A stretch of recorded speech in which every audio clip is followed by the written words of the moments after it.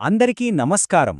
సాయి మార్గంలో ఒక రోజు అంటే మన రోజువారీ జీవితంలో భక్తిని ఎలా జోడించుకోవాలి అనే దానిపై ఈ చిన్న మార్గదర్శినికి మీకు స్వాగతం. మనం కలిసి ప్రశాంతమైన మనసుతో ఈ ఆధ్యాత్మిక ప్రయాణంలోకి అడుగుపెడదాం. చూడండి, ఈయనే షిరిడీ సాయిబాబా. ప్రేమ, క్షమ, ఇతరులకు సహాయం చేయడం, దానం, సంతృప్తి ఇలా ఎన్నో గొప్ప విషయాలు బోధించిన ఒక మహోన్నత గురువు. నిజానికి ఆయన బోధనలు ఈనాటి మన ఉరుకుల పరుగుల జీవితానికి, మనకున్న టెన్షన్స్కి శాంతిని, ప్రశాంతతను ఇచ్చే ఒక అద్భుతమైన మందులాంటివి. ఈ ప్రయాణం ఎక్కడ మొదలవుతుందో తెలుసా? షిరిడీలో. ఒకప్పుడు అదొక మామూలు పల్లెటూరు. కాని బాబా ఆ నేలమీద అడుగు పెట్టాక అది లక్షలాది మందికి ఒక ఆశాజ్యోతిగా, ఒక పెద్ద ఆధ్యాత్మిక కేంద్రంగా మారిపోయింది. ఎంతో మంది జీవితాలు అక్కడే మలుపు తిరిగాయి. మరి మన ప్రయాణాన్ని మొదలుపెట్టాలంటే మన దగ్గర కూడా కొన్ని సాధనాలుండాలి కదా? సరే, ఈ ఆధ్యాత్మిక ప్రయాణం ఎలా మొదలు పెట్టాలి, ఏం కావాలి?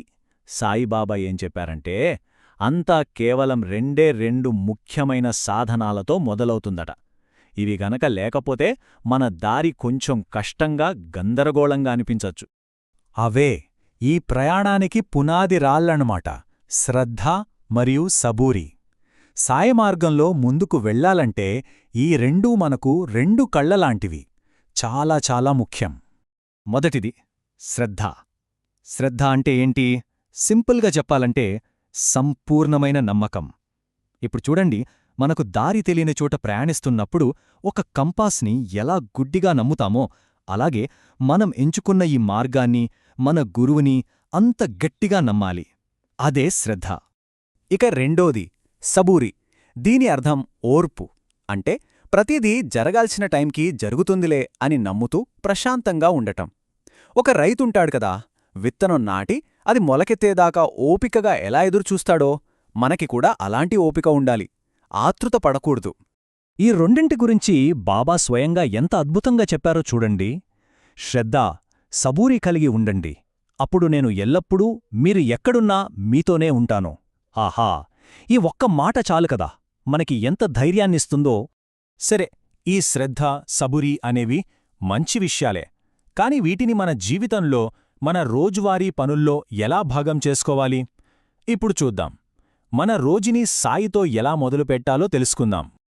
మొట్టమొదటగా మన ఇంట్లోనే ఒక చిన్న పూజాస్థలాన్ని ఏర్పాటు చేసుకుందాం.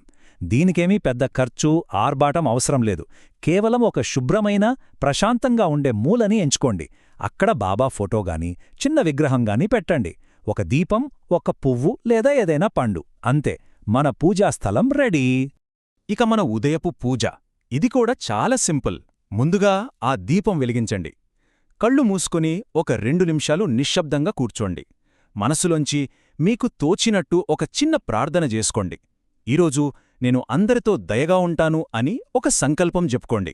అంతే. ఈ చిన్న పని రోజంతా మనకు కావలసిన పాజిటివ్ ఎనర్జీని ఇస్తుంది. ఓకే, ఉదయాన్నే మనసు ప్రశాంతంగా మొదలైంది.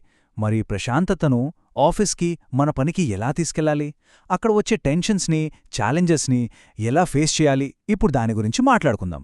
మనలో చాలామంది సాయి సచ్చరిత్ర లాంటి గ్రంథాలని కేవలం కథల పుస్తకాల్లా చూస్తాం. కాని నిజానికి అవి అంతకు మించి మన ఈనాటి సమస్యలకు కూడా పరిష్కారాలు చూపే టైమ్లెస్ పాఠాలన్నమాట. ఆ గ్రంథాల్లో మనం నేర్చుకోవాల్సిన ఒక అతి ముఖ్యమైన పాఠమేంటంటే నిస్వార్థంగా పనిచేయడం. అంటే ఫలితం ఎలా వస్తుందా అని టెన్షన్ పడకుండా మన పనిని మనం 100% శ్రద్ధగా చేయడం. దీన్నే కర్మయోగం అని కూడా అంటారు. ఒక్కసారి ఆలోచించండి.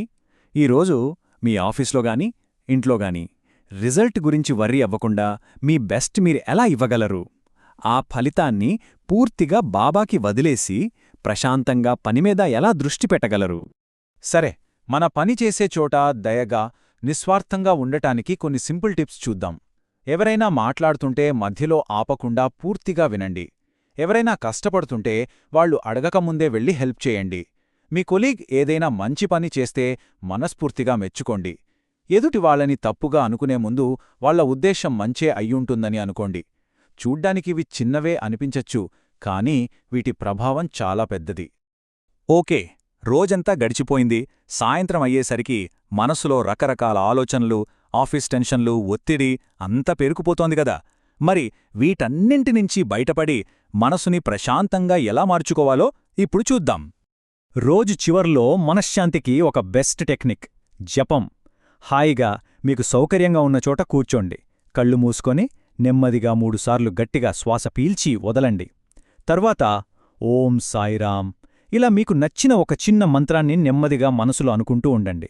మీ ఫోకస్ అంతా ఆ శబ్దం మీదే పెట్టండి. వేరే ఆలోచనలు వచ్చినా పట్టించుకోకండి. కేవలం ఒక్క 5 నిమిషాలు చాలు. చాలా తేలిగ్గా అనిపిస్తుంది. ఈ పవిత్ర గ్రంథంలోని ఈ చివరి పేజీ ఒక అధ్యాయం ముగిసిందని చెప్తోంది. సరిగ్గా అలాగే మన రోజు కూడా ఒక ప్రశాంతమైన ముగింపుకు వచ్చి చేరింది. ఒక్కసారి ఆలోచించండి, మనసు నిండా టెన్షన్లున్నప్పుడు ఎలా ఉంటుంది? అదే అంతా బాబా చూసుకుంటారులే అనే సమర్పణ భావంతో ఉన్నప్పుడు ఎలా ఉంటుంది?